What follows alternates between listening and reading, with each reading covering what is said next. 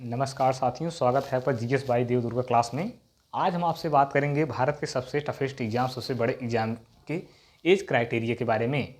इस एग्ज़ाम में age criteria क्या रखी गई है, क्या कितनी उम्र का और किस कैटेगरी का बच्चा कब इस एग्ज़ाम में बैठ सकता है और कब तक बैठ सकता है, यह बेहद इंपॉर्टेंट है। इस एग्ज़ाम में किस कैटेगरी का बच्चा और किस उम्र तक इस एग्ज़ाम में बैठ सकता है, क्योंकि यह भारत का सबसे बड़ा एग्ज़ाम है तो इसका एज क्राइटेरिया भी रखा गया है, कब से कब तक किस कैटेगरी का बच्चा इसमें बैठ सकता है।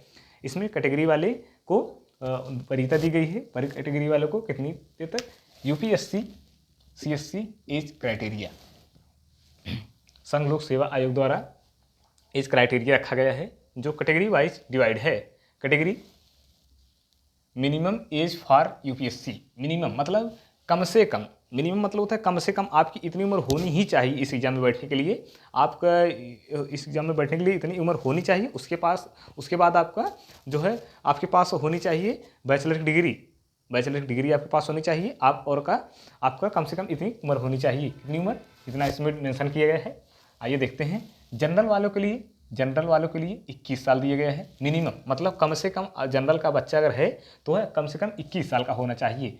जनरल के बच्चे 21 साल तक बैठ सकते हैं। उसके बाद ओबीसी अदर बैकवर्ड क्लास वाले इसमें 21 वर्ष के कम से कम अगर रहेंगे तभी इस एग्ज़ाम में बैठ सकते हैं। उसके बाद बात करते हैं एससी और एसटी वालों का। एससी और एसटी वालों को बात करते हैं तो वो भी कम से कम 21 साल पूरा करेंगे और बैचलर डिग्री 21 साल उम्र, बैचलर डिग्री और 21 साल उम्र पूरा करने के बाद आप इस एग्ज़ाम में बैठ सकते हैं। यह तीनों कैटेगरी का मिनिमम एज क्राइटेरिया बताया गया है।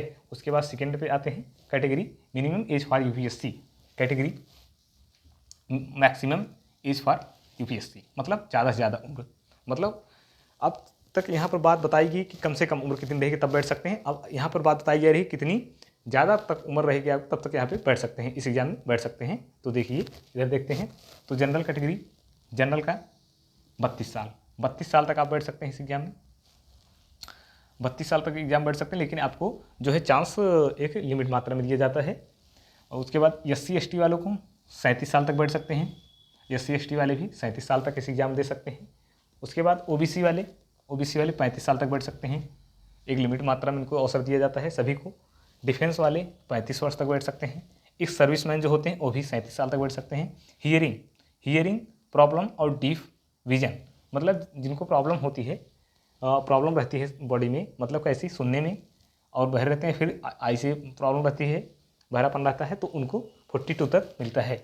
यह जो है श्रेणीवार यहाँ पे बताया गया है। आपको इतनी उम्र तक बैठ सकते हैं और इतनी से इतनी उम्र तक बैठ सकते हैं, और इसमें प्रयासों की संख्या भी लिमिट है। धन्यवाद।